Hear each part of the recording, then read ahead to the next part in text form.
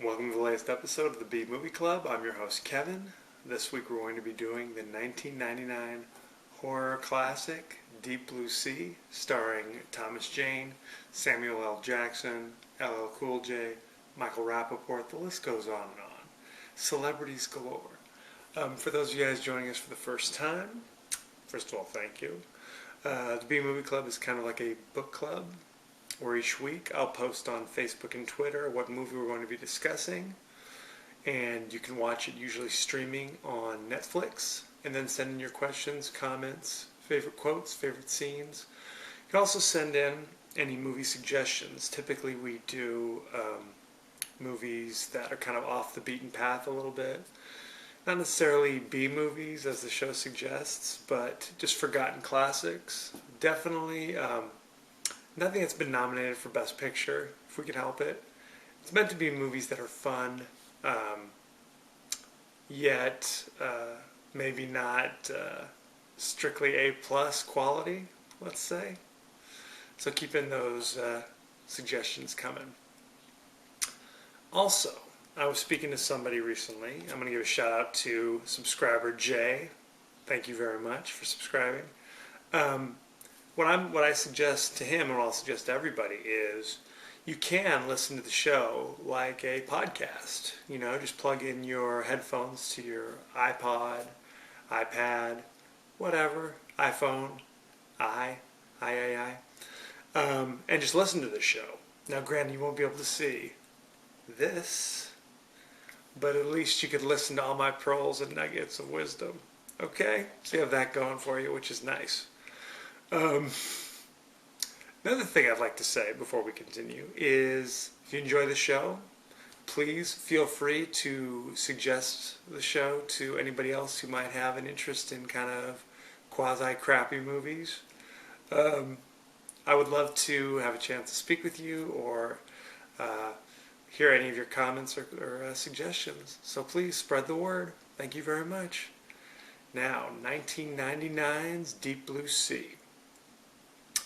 In the middle of the ocean, there's this research station where they are discovering ways to try to cure Alzheimer's. And what they've done is experimented on the brains of 8,000-pound, 40-foot mako sharks. And they've had a huge breakthrough. You know, there might be a cure thanks to all the research that they've done. However, now, little known side effect, the mako sharks are now intelligent. And they're not just intelligent, they're like intelligent but kind of mean about it, right? Because I mean, they're sharks, you know?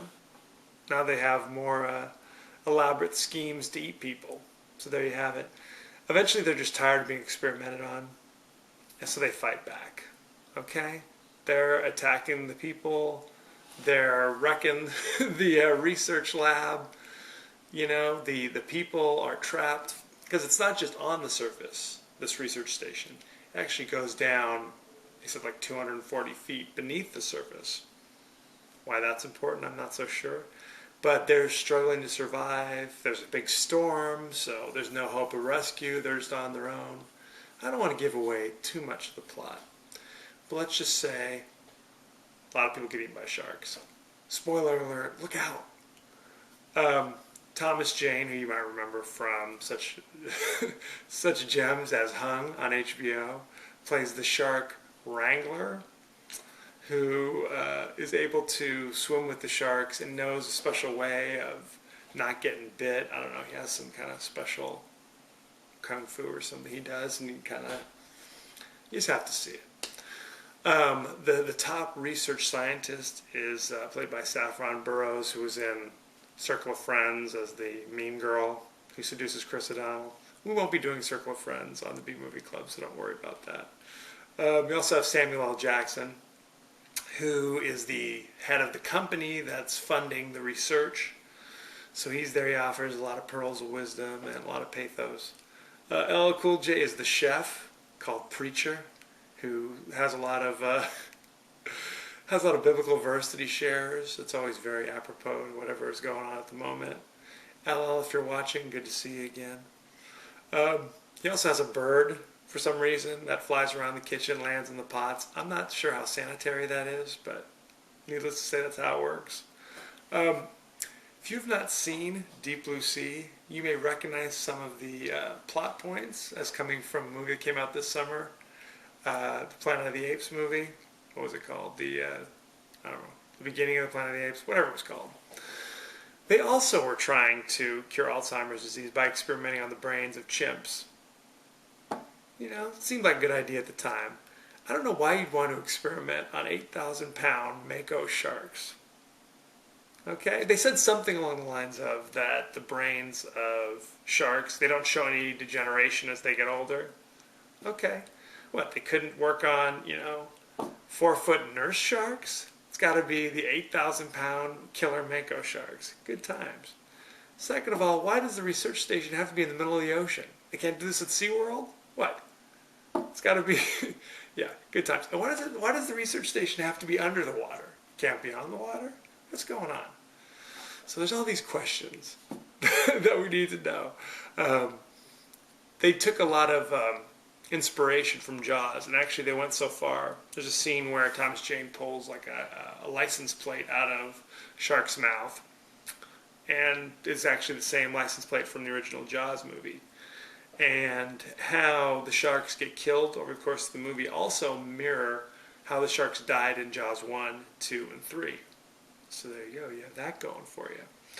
Overall, it is highly enjoyable, really enjoyable. If you haven't seen it, I highly recommend rushing out and seeing it. Not going to win any Academy Awards, but I find it kind of amusing that the plot does mirror what's going on in Planet of the Apes. So there you go. It is on Rotten Tomatoes, 57% rotten. No can do. It's very upsetting. So, again, I recommend it. It is streaming instantly on Netflix, and it has been for quite a while. So if you have Netflix, you can go to your computer, check it out on your Xbox, whatever. Next week, we're going to be doing the first of many, perhaps, Jean-Claude Van Damme movies. I'm shocked that I haven't done one up to this point. This is Hard Target. It takes place in New Orleans, where these wealthy people pay money to hunt homeless people. And the only one who can stop them is Jean-Claude, with his crazy accent.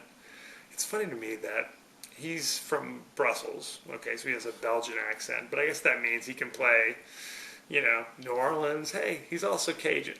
Are they the same accent? I don't know. But we'll talk more about that next week. Send in your questions and comments. You can tweet me at KD9575 on Twitter. You can also post comments on my Facebook page or on my YouTube page. As you know, I end every episode with a totally out of context quote, and here it is. You've seen how bad things can get and how quickly they can get that way.